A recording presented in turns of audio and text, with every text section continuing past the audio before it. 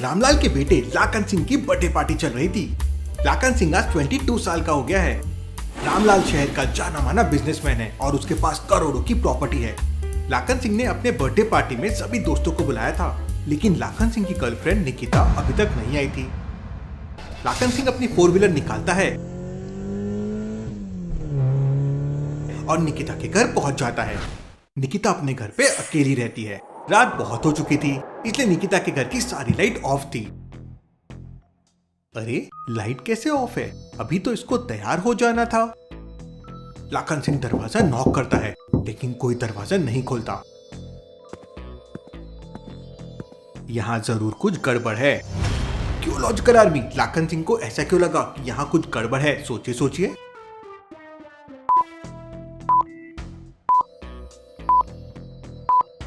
यहाँ बाहर देखिए, किसी के फुटप्रिंट्स बने हुए हैं और फुटप्रिंट्स रेडिश है। ये देख के लाखन सिंह थोड़ा सा घबरा जाता है।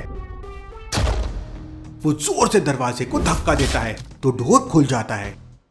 लाखन सिंह घर के अंदर जाता है तो घर का सारा सामान बिखरा पड़ा था। लाखन सिंह अपने मोबाइल की टॉर्च जलाकर घर की सारी लाइट ऑन करता है। घर की लाइट्स ऑन होते ही उसके होश उड़ जाते हैं। निकिता जमीन पे पड़ी हुई थी और उसकी बॉडी पर चाकू लगा हुआ था और ढेर सारा खून बह रहा था। वो निकिता के पास जाकर चेक करता है तो निकिता मर चुकी थी। वो बहुत डर जाता है और तुरंत जाने माने जासूस डिटेक्टिव मेहुल को कॉल कर देता है। उस समय मेहुल सो रहा था। मोबाइल की रिंगटोन बजते ही मेहुल जाग जाता है। कॉल रिसीव करते ही लाखन सिंह मेहुल को सारी सच्चाई बताता है। केस की छानबीन करने के लिए मेहुल तुरंत अपने कपड़े पहनने लगता है। मुझे अभी के अभी वहां जाना होगा, सुबह तक का इंतजार नहीं कर सकता हूँ। मेहुल अपने घर को अच्छी तरह से लॉक करता है और घर के बाहर निकल आता है। मेहुल के घर के बाहर 3 गाड़ियां खड़ी हुई हैं। पहली बाइक, दूसरी 4 व्हीलर कार और तीसरी एक नई बुलेट जो कुछ दिन पहले ही मेहुल ने खरीदी थी। लॉजिकल आर्मी, क्या बता सकते हैं मेहुल तीनों में से कौन सी गाड़ी से केस की छानबीन करने के लिए जाएगा? सोचिए सोचिए।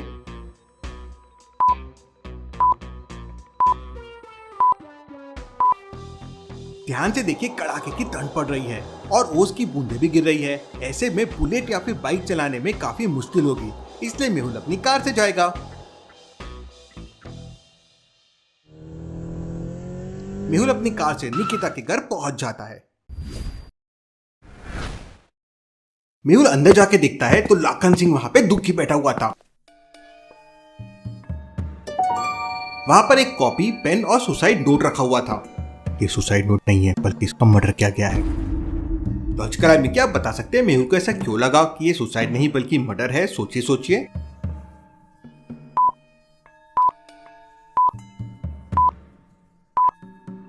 निकिता के पेट में तो चाकू लगा हुआ है, लेकिन सुसाइड नोट और बगल में पड़ी हुई कॉपी को ध्यान से देखिए।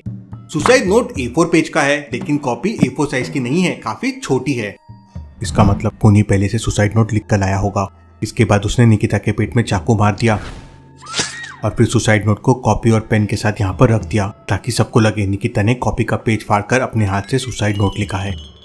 इसके बाद मेहुल लाखन सिंह से पूछताछ करता है। तुम निकिता के बारे में क्या क्या जानते हो? मुझे सब कुछ बता दो। सर, निकिता का इस दुनिया में कोई नहीं है। वो अकेली रहती है। 2 साल पहले हमारी दोस्ती हुई थी, लेकिन तभी से एक करण नाम का लड़का निकिता को अक्सर परेशान करता था, लेकिन पिछले 3-4 महीने से वो दिखाई नहीं दिया है। हो सकता है इसमें करण का हाथ हो, मुझे उससे पूछताछ करनी होगी। मेहुल डॉक्टर संजना को कॉल करता है।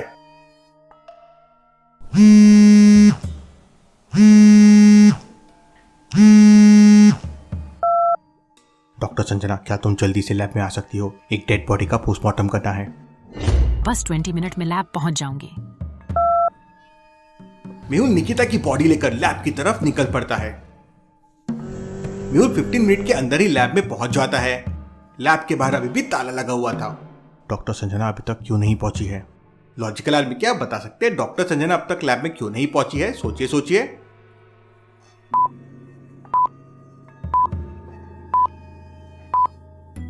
क्योंकि डॉक्टर संजना ने कहा था कि उसे 20 मिनट लगेंगे लैब पहुंचने के लिए, और मेहुल तो 15 मिनट्स में पहुंच गया था।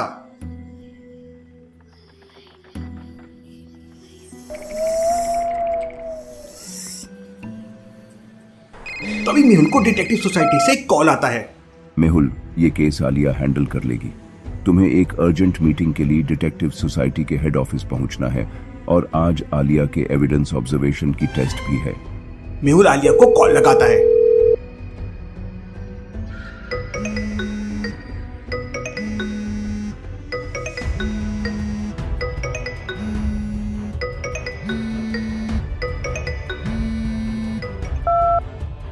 आलिया, अर्जेंट में डॉक्टर संजना के लैब में पहुंचो, एक केस सॉल्व करना है। सर मेरे पास तो स्कूटी ही नहीं है, तो फिर मैं कैसे पहुंचूंगी? डॉक्टर संजना तुम्हें पिक कर लेगी। फिर मेहुल बुलबुले साइंटिस्ट को कॉल लगाता है। साइंटिस्ट, आलिया की स्कूटी मुझसे टूट गई है, उसके लिए कुछ न्यू इन्वेंशन कर दो। बस इतना कहते ही मेहुल डिटेक्टिव सोसाइटी की तरफ निकल पड़ता है। डॉक्टर संजना आलिया को पिक करती है और दोनों लैब में पहुंच जाते हैं। डॉक्टर बॉडी को अच्छे से ऑब्जर्व करती है। आलिया, इसकी मौत सिर्फ चाकू लगने से नहीं हुई है। ये गले पर मार्क देखो, पहले किसी ने गला दबाने की भी कोशिश की है। Interesting, very very interesting. Doctor Sanjana ये सुन शौक से आलिया की तरफ देखती है।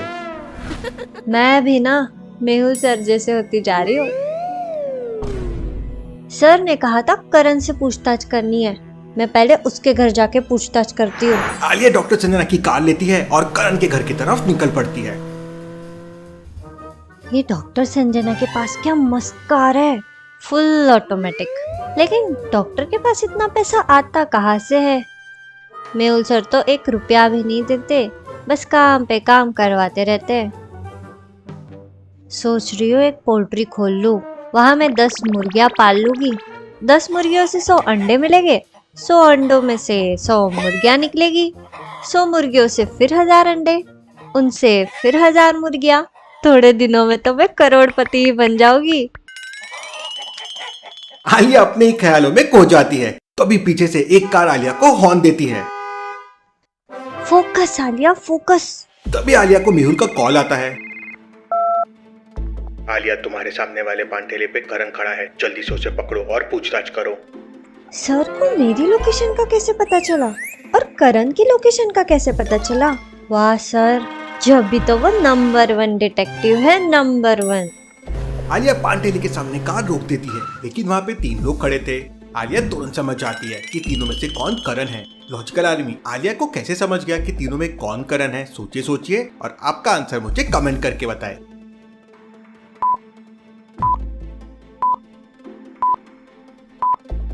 पहला वाला तो बच्चा लग रहा है और तीसरा आदमी बूढ़ा लग रहा है, लेकिन दूसरा वाला आदमी 22-23 साल का लग रहा है, मतलब यही करण होगा।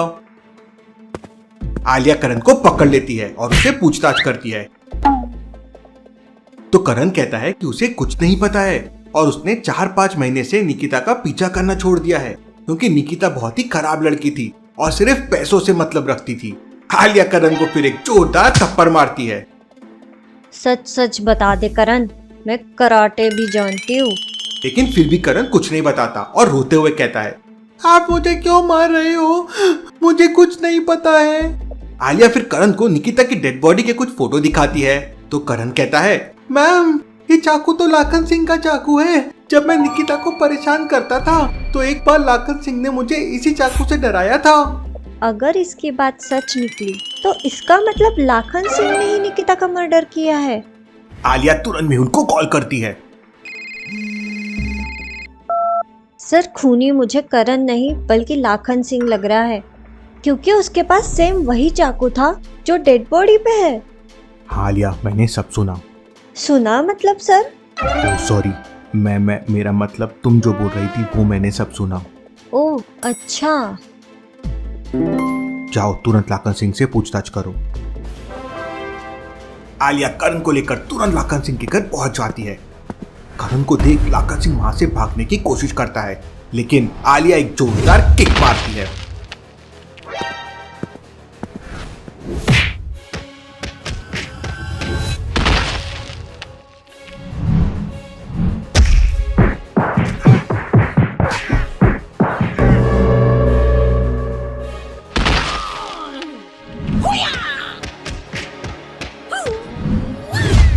और आलिया उसे फिर पकड़ लेती है।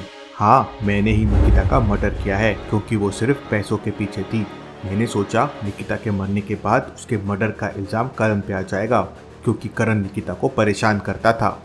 अगर निकिता को सिर्फ तुम्हारे पैसे से मतलब था तो इसका मतलब ये हरगिज नहीं कि तुम उसका मर्डर कर दो। ये सब तुम्हें उसको अपनी गर्लफ्रेंड बनाने से पहले सोचना चाहिए था। तुम तो सड़ो अब जेल में। आलिया लाखन सिंह को पुलिस के हवाले कर देती है। मुझे कमेंट करके बताएं ये केस किसने सॉल्व किया, मेहुल ने या आलिया ने। ये डिटेक्टिव सोसाइटी क्या है, देखेंगे हम अगले एपिसोड में।